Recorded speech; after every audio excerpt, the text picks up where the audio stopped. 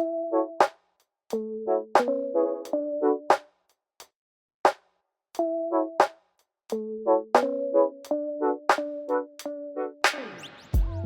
to Keep It Simple, a podcast where we're challenging business and leadership experts to cut through the noise of the corporate world and get to the bottom of what makes the workplace actually work. On this season, we'll be talking about everything from the importance of reskilling in the age of AI to tips on managing a multi-generational workforce and what's on the horizon for learning and development professionals. I'm your host, Mina Vogia. Keep It Simple is brought to you by TalentLMS, the training platform built for success and designed with simplicity in mind. Together, let's uncomplicate what makes a winning workplace. You can find out more at TalentLMS.com. On today's episode, so you want to start from what does your business needs? Is this creating new opportunities for you by implementing an AI tool? Is this addressing specific pain points that you're experiencing? Is it solving problems for you? To kick off this season of Keep It Simple, we're exploring the AI-enabled workplace of tomorrow and asking how the landscape of learning and development is keeping up with the rapid changes of technology. Joining me is Stella Lee, AI strategist, e-learning expert, and director of the consulting firm Paradox Learning. Together, we'll break down the must-haves of a successful AI policy, discuss what it actually means to be AI-literate, and shed some light on the human skills that will set talent apart in a blended workforce. Stay with us.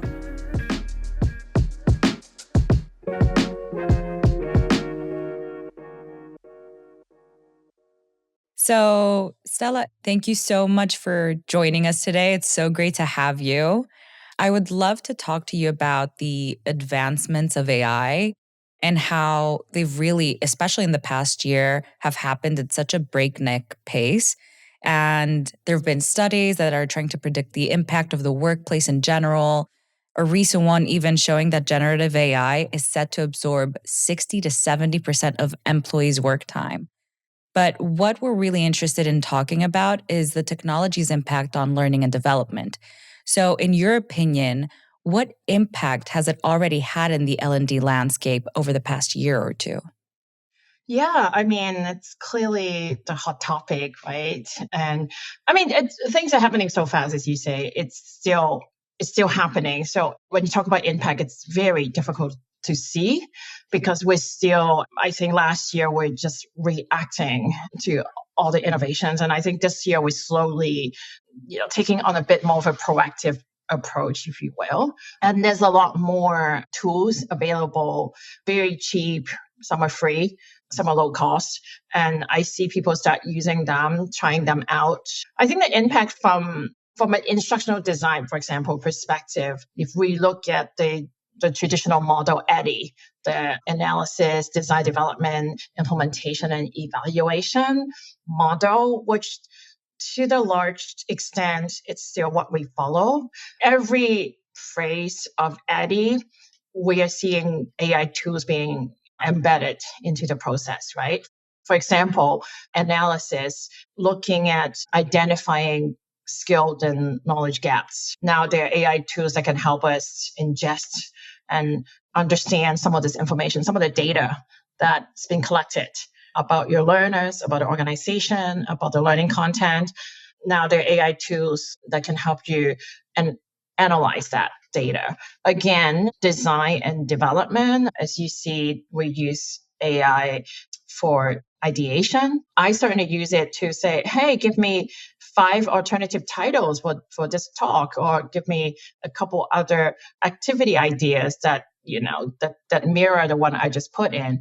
I want to clarify, though, when we talk about the rapid advancement of AI, really we're talking about generative AI, which is a subset of AI. AI has been around for over 60, 70, some would argue even longer years. And I think we should keep a broader vision of AI as a field. Generative AI is doing a lot of really interesting, innovative platforms right now, but there are bigger AI tools and platforms out there. Great, thank you. I do want to move on to the implementation of AI, which I know you've talked about and you've written some really interesting articles on. So, when organizations are looking to start implementing AI into already existing learning structures, what kind of steps should they take in order for this to happen successfully and as smoothly as possible? Yeah, good question and big question. I think for implementation or adoption, the first step is just any technology project, right? Or any business project that you know. It's to understand like what's your current state, where things at. Because implementation of anything doesn't happen in vacuum. And you have to understand what's your tech stack capability and capacity. Also understanding the culture and the context you're implementing this tool, and not just about countries, but also subcultures within industries, right? And even within departments, different domain expertise have different expectations and mindsets about AI and other things. So you have to understand that. What's the mindset and the readiness and the capability of your leadership team? Are they supported of that? Has that been communicated to the organization? And never mind all the technological readiness, you might call it the ecosystem of different pillars or buckets of consideration. I've written an adoption framework whereby I look at culture, I looked at the operational perspective, I look at this from a more strategic perspective, and also, you have to look at, do you have existing policies on data privacy, like what from a governance perspective, right? Do you have these things in place? And also your risk, do you have any risk assessment and management policies in place? And what are your best practices within that? And that have to be aligned also with your current business practice. And when there's so many vendors offering different AI tools, what key things do learning and development professionals need to evaluate when selecting the right tech to fit their organization? Yeah, that's tricky, eh? I mean, for example, there's a website called Futurepedia. There's like, I don't know, 20,000 tools there already. So it is very like it's overwhelming. From a personal learning and development perspective, I think it's a good idea to look at that. But if you're trying to like procure a tool for a specific purpose for an organization or even for yourself, I never start looking at tools. I start with like, what do I need? Right? It's like shopping for a car. You don't just go to a car dealer and blindly look at hundreds of vehicles and say, oh, what looks good, right? Or what looks interesting. It's good to do that, I think, just to give you a broad overview. But if you want to drill down to the specifics and say, why am I buying a car? Like, what is it? What do I need to use it for? So start with your own use case. And also you need to be really clear. Are we implementing AI just because our competitors are implementing it? And or are we just keeping up with the Joneses? Or do we feel obligated? That's never a good place to start implementing AI, because it's going to pull you in directions that it might not be beneficial to your business. So you want to start from like, what does your business needs? Is this creating new opportunities for you by implementing an AI tool? Is this addressing specific pain points that you're experiencing? Is it solving problems for you? So start with identifying all those. It could be all those things. It could be one specific thing, but you need to know. And, no AI tool is going to solve your problems, all of them, right? So, and no AI tool is perfect, but you wanted to drive that selection process based on your needs. Those are some really helpful guidelines. When it comes to specifically course creation, in what way can AI help to provide more immersive, personalized, and engaging courses? Yeah, I think there are multiple ways to do it. I like to emphasize is still we should be driving that, right? Like people that have expertise in learning experience design, in instructional design should be driving it, because as far as I can see, the AI output needs a lot of human corrections and oversights. But it can help with, I've seen platforms that help you write learning objectives. I've seen AI tools that suggest activities or suggest different scenarios. If you're perhaps writing scenario-based learning experiences, you can provide the basics, like perhaps bullet points, and it could help you create scenarios. Again, it really based on your prompts and where the model is drawing its database from. Be mindful of perpetuating some of the myths. I still see so many outputs referring to learning styles, for example. And it's because the web is full of those misinformation. That there's still even university websites that talk about learning styles, and that got ingested into the LLM and spit it out as output, right? So we need to be mindful of, even if you're giving you citations and references, they might be inaccurate. But it does help because it helps you think about perhaps the scenarios you haven't thought of, and you can add to that. I've seen AI tools that can help you writing quizzes, questions, and answers, and provide feedback or suggested feedback. I've seen AI tools that suggest mode of delivery, like, oh, for this topic, have you consider a podcast with the following outline, right? So those are good, but nothing an experienced learning designer wouldn't know and wouldn't come up with. With AI tools, I think sometimes it's faster to get there. Sometimes it gives you a different perspective. Sometimes it gives you things that perhaps, your tired brain at the end of the day haven't thought of that. Or sometimes what I like to call a blank canvas syndrome. When you start a project, and sometimes it feels daunting when you're starting from scratch and you're facing like a blank page, a blank canvas. And sometimes it's, even if it's not a great start, it gives you a start. And then by having, a few paragraphs of that, I can start editing and playing and moving and cutting and pasting. And then next thing I know, I'm like, okay, I'm actually turned this like okay output into something that's better. I think if anything else, I think we need to be even more vigilant of how we go about doing our work, because it's not just our output, it's AI augmented, and that part is hugely unpredictable. So we need to be the one to discern this information. Yeah. So yeah, critical thinking skill, a must. And that's a great lead to my following question. We didn't plan this. It really wasn't on purpose. I wish it were. But do you have any advice for companies that have made the leap and have integrated AI tech into their L&D structures, but are sort of unsure of their effectiveness, and how can they effectively measure their impact? Yeah, again, I think it's so early. So sometimes there are some indicators, but I would say measure them, but also don't end there, because sometimes you don't know until a year down the road, right?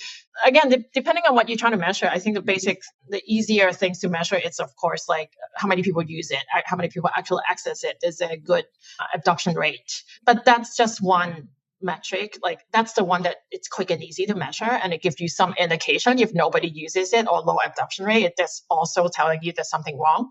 But then you need to dig deeper and say, or even if a lot of people are using it, then you want to know why.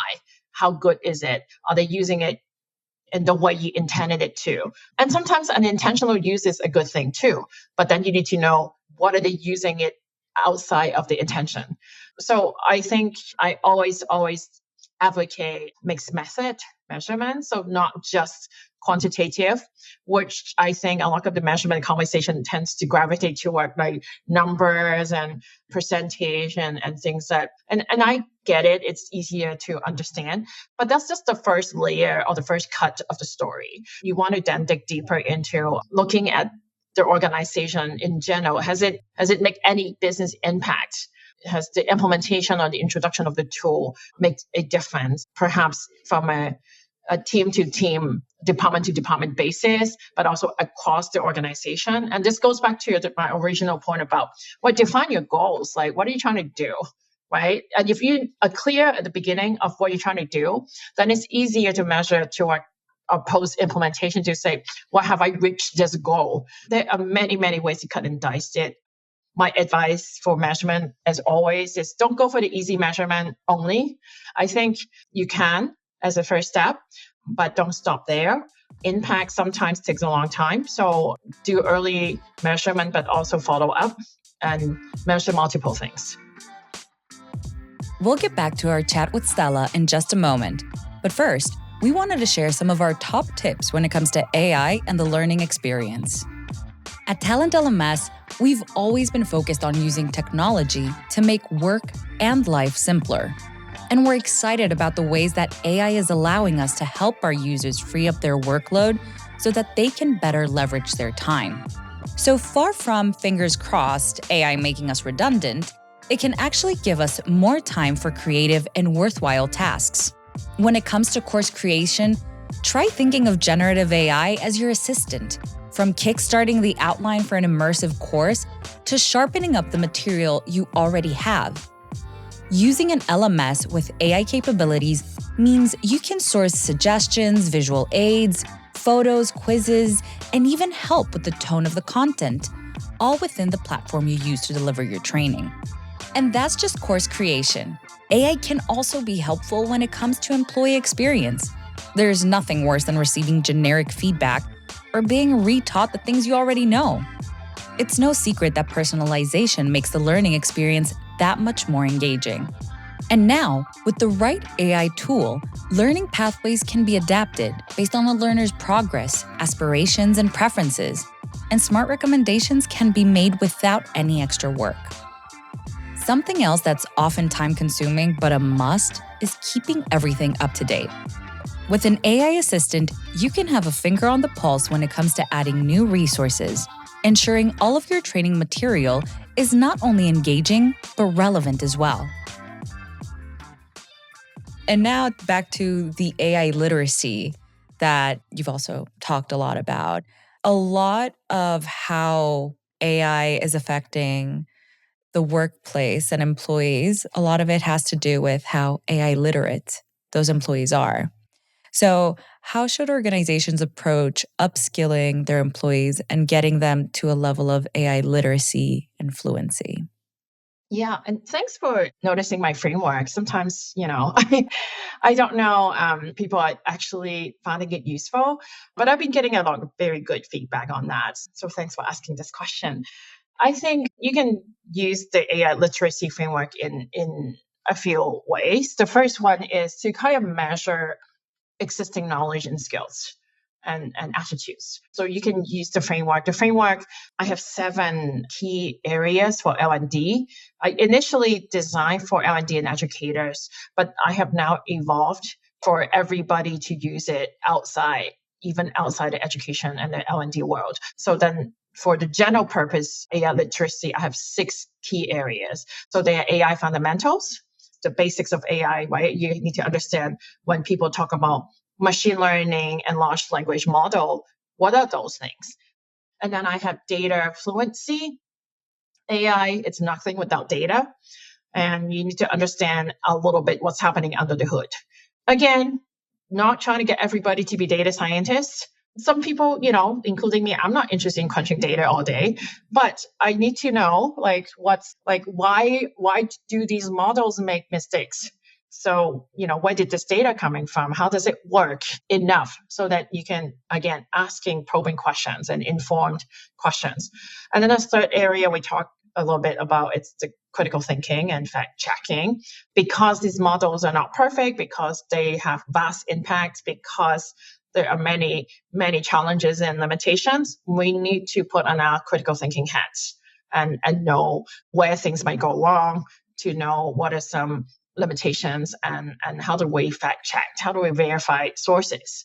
And then I have the diverse use cases, and that's to get people to think outside of their own immediate domain, to look at how different applications from across industries are using AI differently. And I originally have one on AI pedagogy, specifically for educators and L&D professionals, to understand how AI impacts our field. And ethics is another big topic that folds privacy, resources exploitation, and biases, and everything else, environmental impact, all into, and policies into this umbrella area. And then finally, it's the future of work. It's almost like a more philosophical angle as well. Like what makes us human? What are some qualities we need to make sure that we maintain, like creativity and innovation? Are they distinctively human? And AI were to replace some of our jobs and tasks, how we're going to prepare ourselves? How do we upskill and reskill to be better prepared? So I think I often use the model. Like, so the model also come with a breakdown of different competencies for each of the key area at 3 levels. And so I often use that to say, well, again, assess where your people are at, where your organization's at.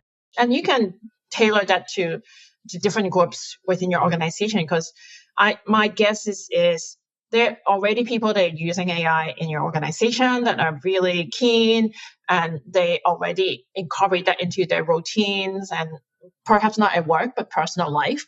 So you don't want to start from scratch with those people. And then there's people that are still very anxious, very afraid, don't know where to start with AI, and perhaps don't want to admit it also. So you might want to gently ease them into some of the basics. One of the things I like to start with is I actually dislike the term artificial intelligence. It gives you an unrealistic expectation of what it is. Like, it's not intelligence. And perhaps it is to some people, but what's the definition of intelligence, right? If you look at literature, there's over 60 plus definition just for human intelligence. So we can agree what it is, never mind machine intelligence.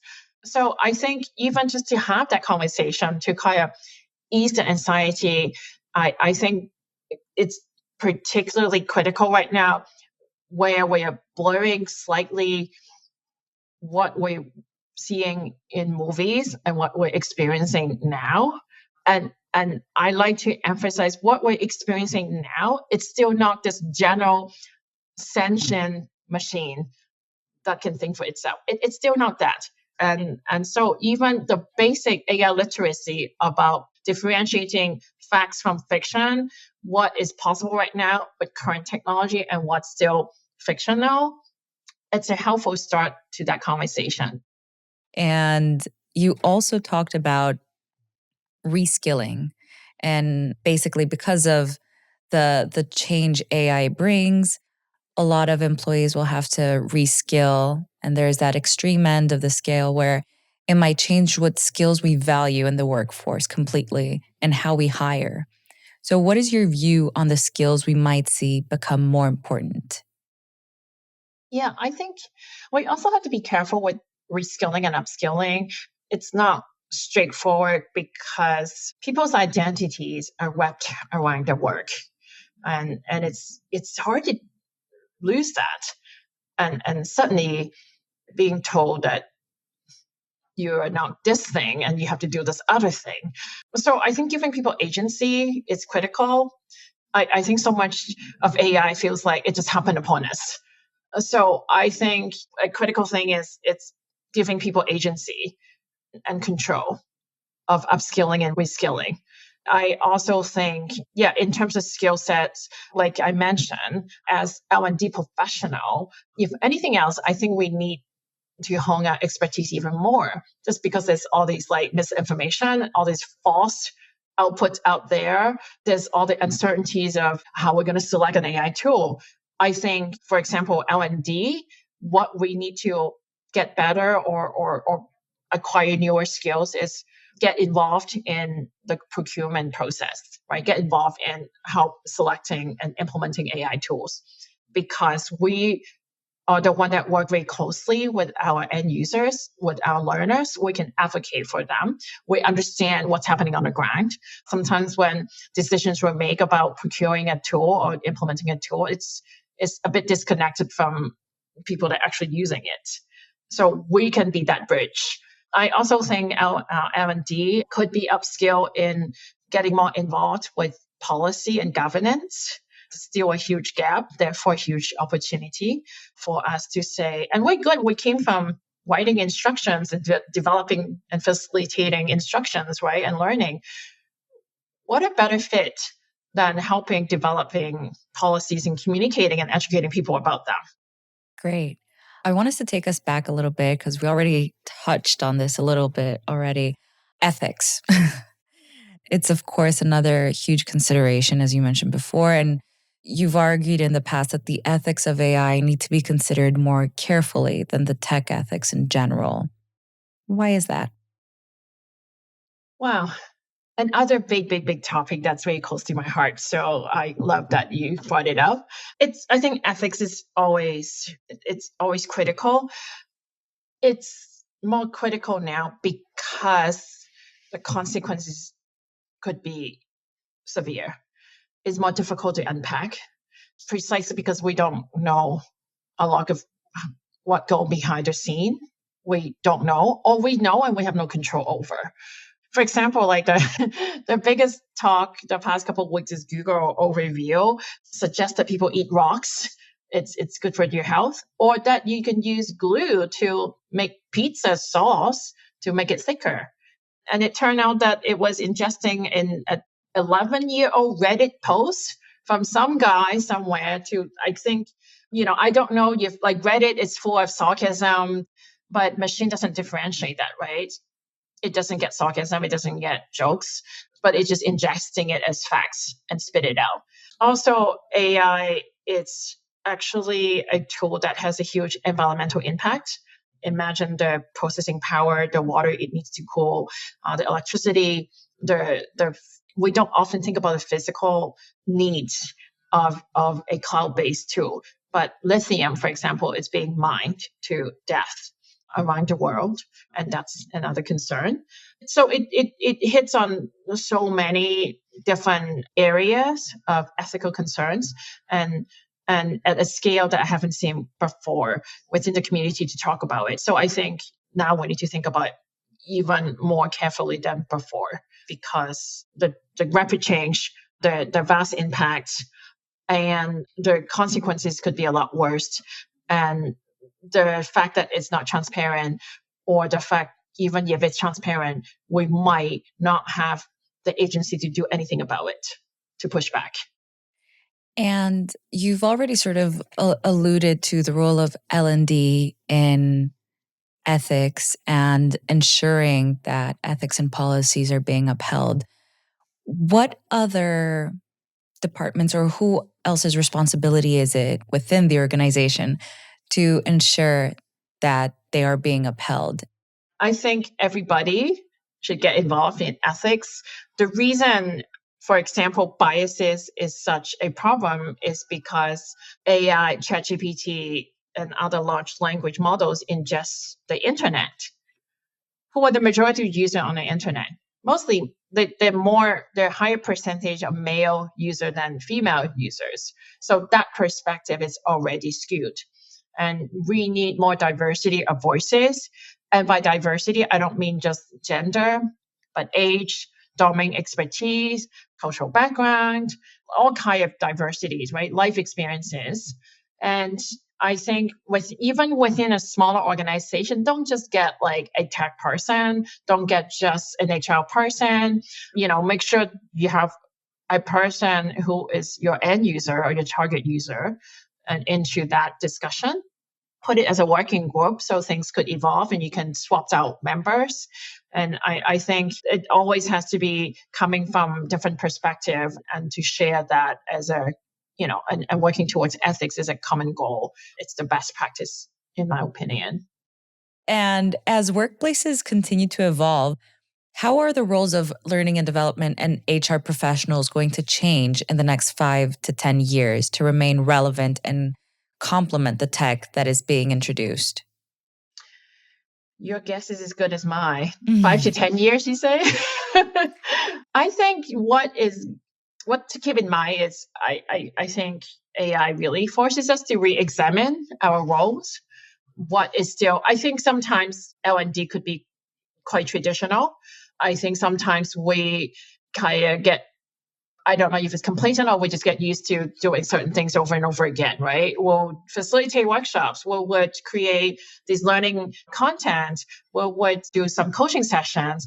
And this is good. It helps us think about, are those still needed in an organization, the way we design and deliver and support them? Or are there better ways now to support L&D, to support performance? Another conversation is the deprofessionalization of the field. Like, wow, if AI tools can do these things, everybody can be an L&D professional. Everybody can be an instructional designer. So how are we going to define our profession? How can we set some standards? So I think it's a good opportunity to look into that. In terms of like what's going to happen in 5 to 10 years time, nobody knows. I definitely don't know. But I think how we can better prepare ourselves, well, of course, having AI literacy is to build that foundation, but also having the right mindset, like to kind of look at things in a way that, things are going to change no matter what. We don't know what, but we have to keep that open mind, like about things will change, but also be ready to say, okay, that's how I understand it. But 6 months later, things will change and I have to update my understanding. I have to update my assumptions. I have to say, well, this is what I think, and that thinking could evolve. And it's completely okay to evolve. And a third thing is to keep experimenting, to keep trying tools. Yes, many tools are still mediocre, but that might change.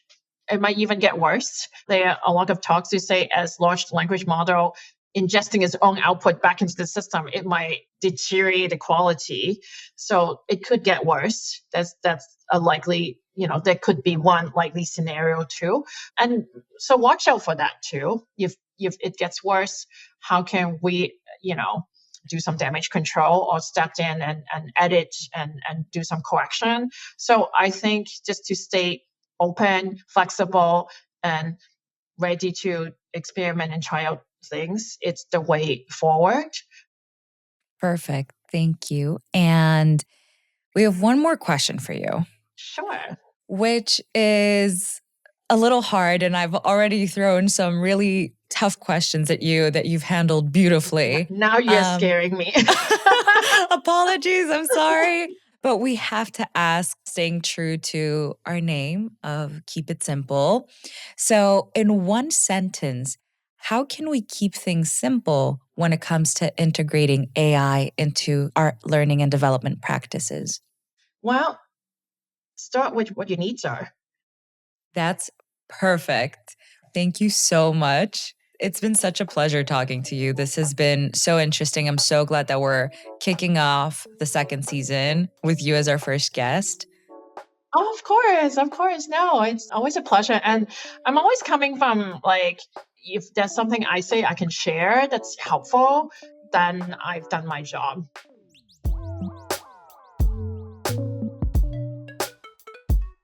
TalentLMS has harnessed the power of generative AI to bring you a training experience that's more seamless and intuitive than ever. TalentCraft, our AI-powered content creator, can build courses with just one prompt. Wave goodbye to tedious content development and say hello to a delightful AI-powered learning experience for you and your teams. Thanks for tuning in. In the next episode, we'll be looking at how to design training courses that don't just go through one ear and out the other, but actually stick. You can find Keep It Simple on all podcast platforms. Be sure to subscribe so you don't miss an episode. This episode of Keep It Simple was brought to you by TalentLMS, the training platform built for success and designed with simplicity in mind. For more resources on today's topic, visit talentlms.com/podcast.